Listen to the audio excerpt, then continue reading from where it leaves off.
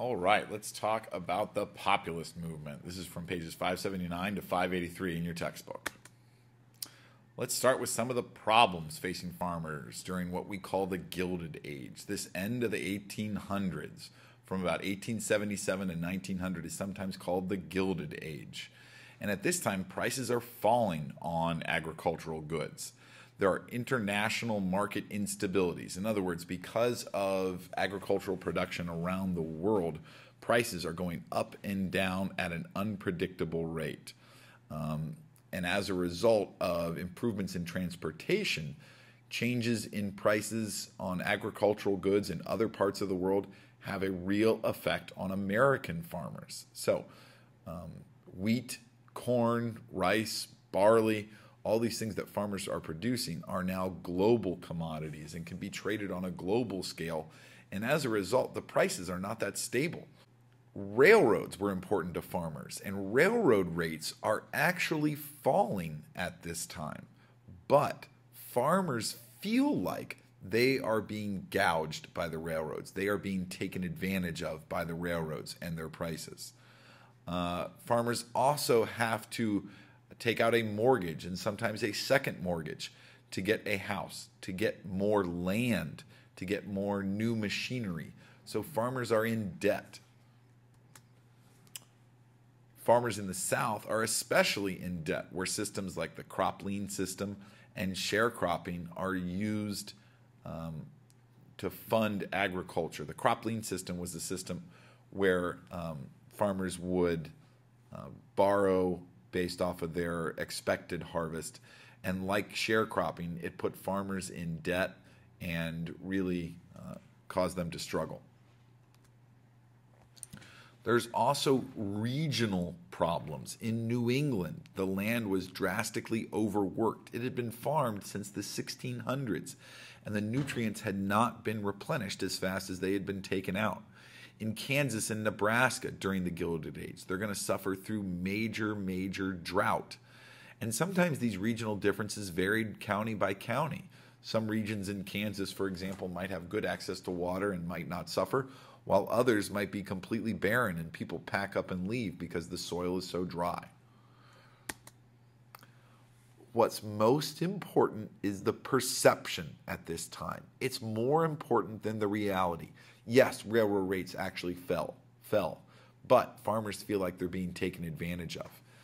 And through all this, farmers feel like they are getting the short end of the stick. They are getting a raw deal. They feel like they are being taken advantage of. Well, what's this have to do with silver? Well, farmers were supportive of silver, but silver had not been as supported by the government as they thought it should have been. There's what farmers called the crime of 73, and in 1873, the government stopped coining silver. It stopped using silver coins to back money. Then we have the Bland-Allison Act in 1878, which we talked about. This leads to limited silver coinage. Then we have the Sherman Silver Purchase Act, where the U.S. Treasury said they'd buy 4.5 million ounces of silver. And the government deposited most of that silver in the Treasury rather than use it for circulation. So, although the Sherman Silver Purchase Act looks like a win, there are some farmers who still think the government could do more with silver. So, it's out of these feelings of frustration with economic issues like silver and other issues that the populist movement emerges. Now, it doesn't begin fully formed. It has its roots in some other organizations. It starts with the Grange, or the National Grange of the Patrons of Husbandry, way back in 1867. This is a group that first organizes in the Midwest and the South and Texas, and it's organized as a social group for farmers. It's organized as an educational group for farmers. It's not supposed to be political. They set up cooperative associations where farmers collectively own things like grain elevators or railroad depots to save on cost. And eventually the Grangers are going to move into politics, and they successfully lobby for what we could call Granger laws. And these were mainly regulations on railroads and regulations on grain elevator rates. So farmers weren't taken advantage of. But by the 1870s, they're really in the decline. Nonetheless, they have some major victories. We talked about Munn versus Illinois, where the Supreme Court said that states could regulate railroad rates. This is a win for the Grangers. Wabash Railroad Company versus Illinois originally looks like a loss because the Supreme Court says, no, they can't regulate the railroad companies if they go out of the state, but it leads to the ICC being formed, so farmers are happy about that. The Grangers are replaced by the Farmers' Alliances. These start in the late 1800s, first in Texas, and then that's going to grow into the Southern Alliance, and that is a segregated organization. Obviously, in the South, there's a white Farmers Alliance and a black Farmers Alliance. Then we're going to have one form in the Midwest, the Northern Alliance. And a lot of the people that joined these organizations came from the old Granges. In 1889, the two groups merged, the Northern and Southern Alliance, and formed the Farmers Alliance as a national organization. And the following year, they met in 1890 and issued what were called the Ocala Demands. This is a summary of what the Farmers Alliance wants. And one of the more complicated things they were asking for was called a sub-treasury system. This would be a system of warehouses where farmers could deposit harvested crops in these government-owned warehouses. And then they would receive a loan worth 80% of the current value of their crop. So you grow wheat, you put wheat into the warehouse, and then you get a loan for 80% of that value of that wheat. Now, why are you putting it in the warehouse? Because you think the price is going to go up in the future. So you leave your wheat in the warehouse, and then when the price goes up, you go back and get it. You sell your wheat, you pay back your loan, and you make more money because the price on wheat has gone up. This helps farmers deal with those rapidly changing prices. Some other things that the Farmers' Alliances were calling for was free coinage of silver. And remember, that means the federal government coins any silver that they get. They're calling for an end to protective tariffs. Reason being, when we pass a tariff, other countries pass a tariff on our stuff. And that's hurting farmers' ability to sell their products abroad. It also raises the price on the goods that farmers might need to buy. They call for an end to federally supported banks. They don't want to see the federal government involved in banking. They want a federal income tax. This would make collecting taxes much more fair than using the tariff as the primary means of income for the federal government. And they call for direct election of senators. That's the way we do it now. It used to be that the state legislature decided who your senators were.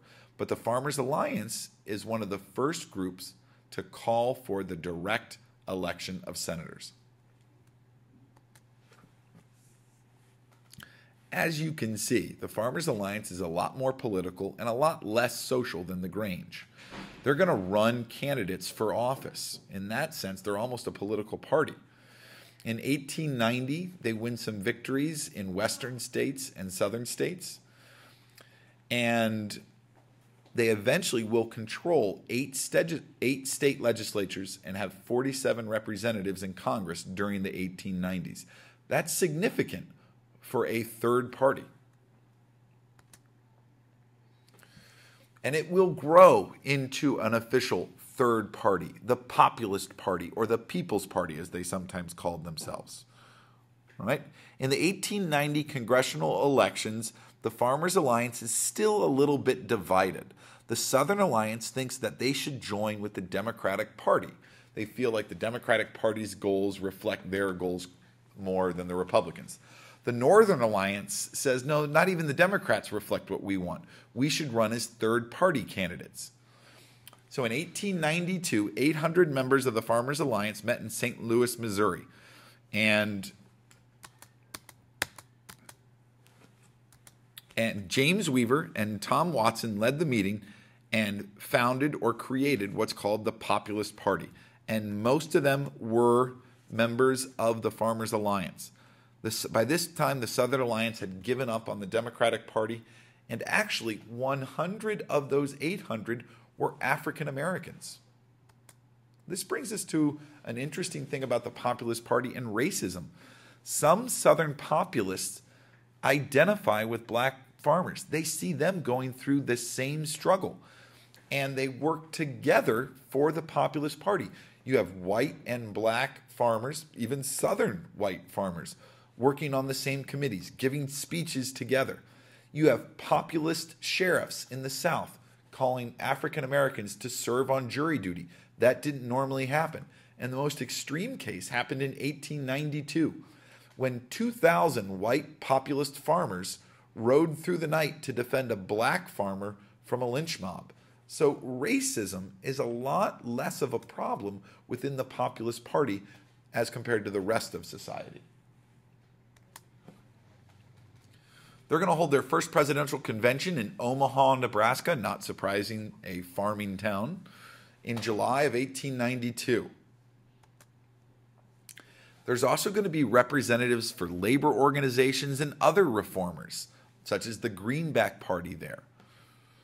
And in Omaha, they issue their platform, what they believe. And it's really a growth out of the Ocala demands. We see that sub-treasury system. We see the federal government getting out of banking, direct election of senators. Here's where they break and say they want the government to own railroads, telephone, and telegraph companies. That way, there's no incentive to exploit farmers. There's no incentive to make a profit. It's just a government-owned business. They want the government to operate savings banks out of the postal offices. Again, make it a public company so there's no incentive to make a profit. They want to restrict immigration. Here you can see them kind of courting the vote of laborers, people in the cities. They want them to support the Populist Party too. And this would look really good to laborers because then they wouldn't have to compete with immigrants for jobs. They're calling for an 8-hour workday for government employees. That's also going to appeal to labor. They want to get rid of the Pinkerton Detective Agency. Farmers had no problem with the Pinkerton Detective Agency, but labor has a big problem with the Pinkertons. These are the guys called in to break up strikes. So here again, we see labor having something in the Populist Party's platform. And they're calling for the Australian secret ballot. That's the way we vote today. But at this time, the Australian secret ballot just means that everybody's vote is confidential. At this time, many votes were public. And not surprisingly, they're calling for the remonetization of silver, as well as a single term for presidents and vice presidents. Here's what they're talking about, where a railway and telegraph office would be owned by the government.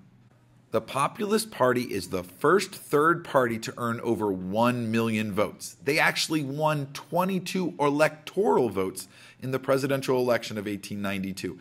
This is extremely rare. This is the fourth most electoral votes ever won by a third party. They're going to win 2 governor seats. They're going to have 10 congressmen elected to the House. They're going to have 5 senators elected. And in state legislatures, there's almost 1,500 populists. This really shows the power that farmers and the Populist Party held. But it's still disappointing. It's still underwhelming. They have no wins in the South, and they were really counting on doing well in the agrarian South. They have very few wins in the Midwest, and that's another farming area they expected to do well in. And they, of course, lost horribly in urban areas. So, the Farmers Alliance and the Populist Party is one of the most powerful protest movements in U.S. history. And they try to solve the major economic problems through more cooperative efforts than we've seen in the past.